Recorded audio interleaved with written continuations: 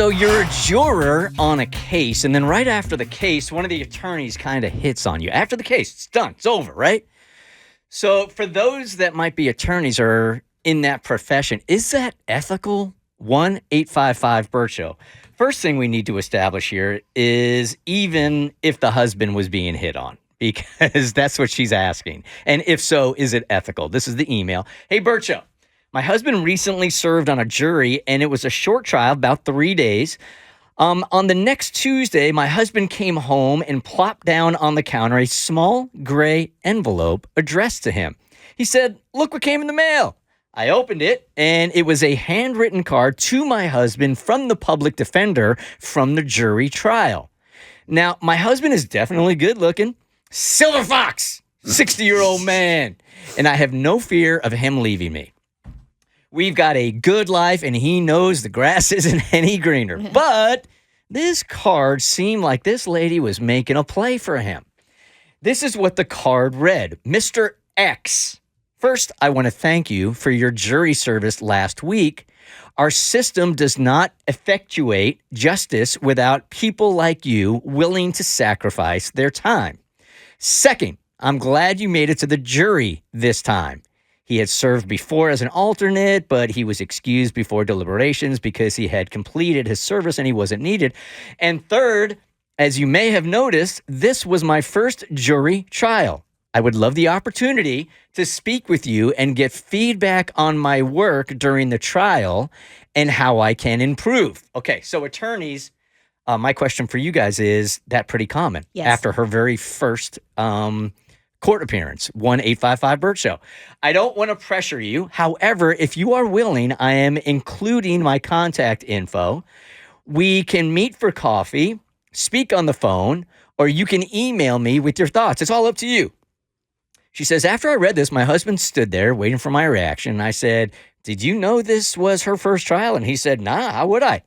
I instantly thought, that's weird, but brushed it off. I told him to email her and let her know his thoughts. He kind of shrugged it off, but then said that that was nice for her to send it. Next day, I told my girlfriend about it because, frankly, my spidey senses were kind of tingling. And that's when I turned the envelope over. She had sent it to his work address, which was weird and made perfect sense why he waited with held breath as I read it. That's when I really became confused. She had his work address? She says, I don't even know it. I mean, I could look it up, but she had his building number? Wait, what? So I called him, shared that insight, and his immediate response was, I know. That's why I gave it to you. It's really weird, but when you didn't say anything, I thought I was reading into it too much.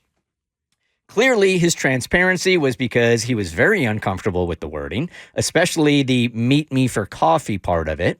So, a little insight, she's in her early 40s and is single. My husband doesn't wear his wedding ring due to work hazards.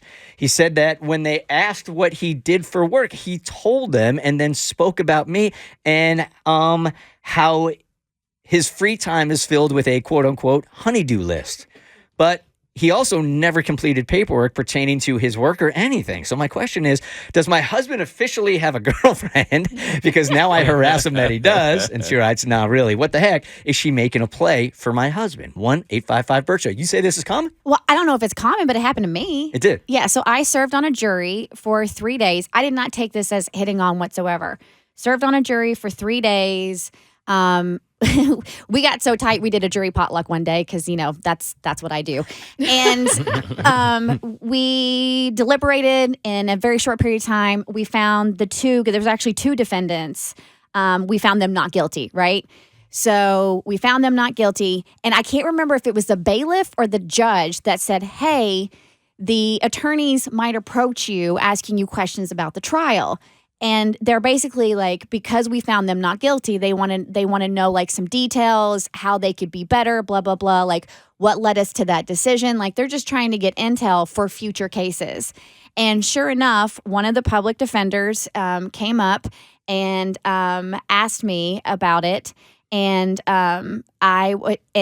because when you go through the jury process and as they're selecting you, they're like, so where do you work? Like you disclose all this information as you're being selected for a jury. So they knew I worked for the Bert Show. They were actually a fan of the Bert Show.